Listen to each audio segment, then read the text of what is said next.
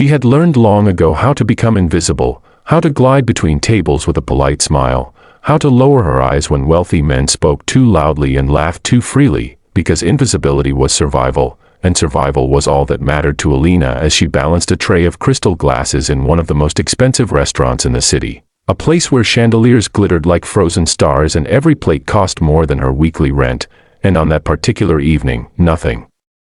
about her suggested destiny, just a simple black uniform, hair neatly tied back, hands steady from years of practice, until her phone vibrated in her apron pocket, a sound she usually ignored but this time answered without thinking as she stepped briefly behind a marble pillar, and when she spoke, the language that flowed from her lips was not the soft, broken English her co-workers knew but flawless, elegant Russian, precise and calm, the kind spoken in boardrooms and embassies, not kitchens and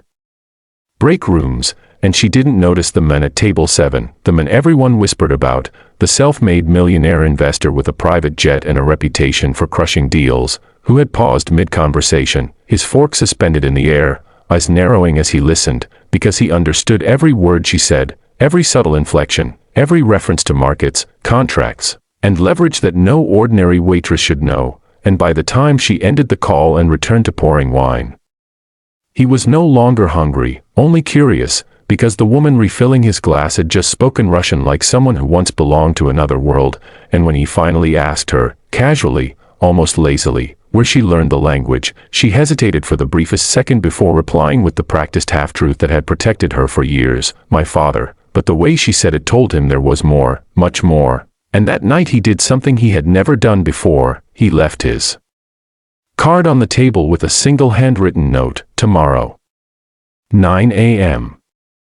If you're brave enough, and Alina stared at it long after he was gone, knowing that bravery had already cost her everything once before, because years earlier she had not been a waitress at all but a top graduate of an elite Moscow economics program, recruited straight into international finance, fluent in 5 languages, until political pressure, betrayal, and one frozen signature destroyed her family overnight, forcing her to flee with nothing but knowledge she could never openly use, and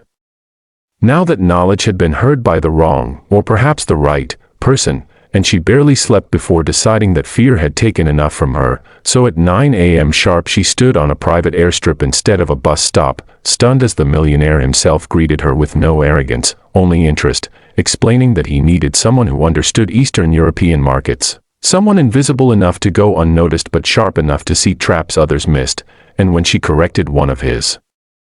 assumptions mid-sentence, in Russian, he laughed once, a short, amazed sound, and said, pack light, because by noon she was stepping onto a private jet, leather seats humming softly beneath her fingertips as the city she had scrubbed floors in grew smaller below the clouds, and over the following weeks she proved what poverty had hidden but never erased, dismantling bad investments, predicting currency shifts, saving him millions with insights drawn from scars instead of textbooks, until the